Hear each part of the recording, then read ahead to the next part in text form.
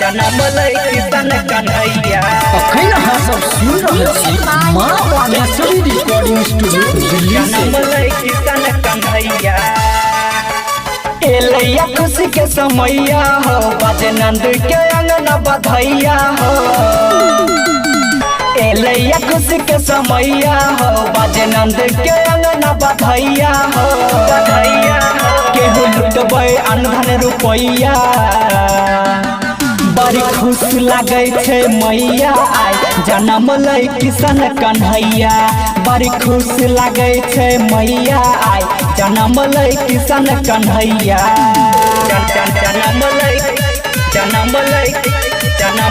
किशन कन्हैया।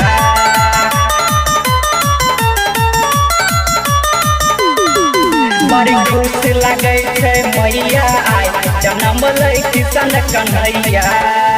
खुशी से झूमे नंद बाबा देखन पूरा अंगनिया हो।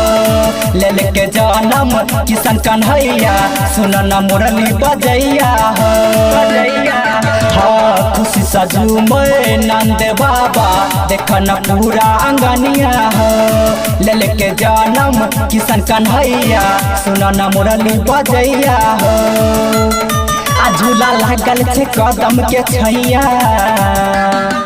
बड़ी खुश लागे छे मैया आय जन्म लै किशन कन्हैया। बड़ी खुश लागे छे मैया आय जन्म लै किशन कन्हैया। जन्म लै किशन कन्हैया।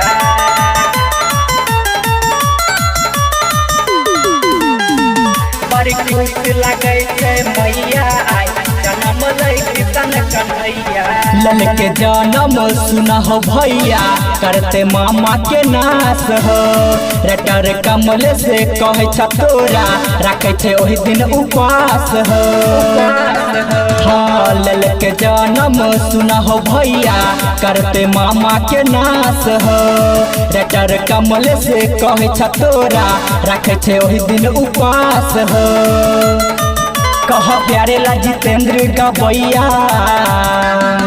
बड़ी खुश लागे छे मैया आय जन्म लै किशन कन्हैया।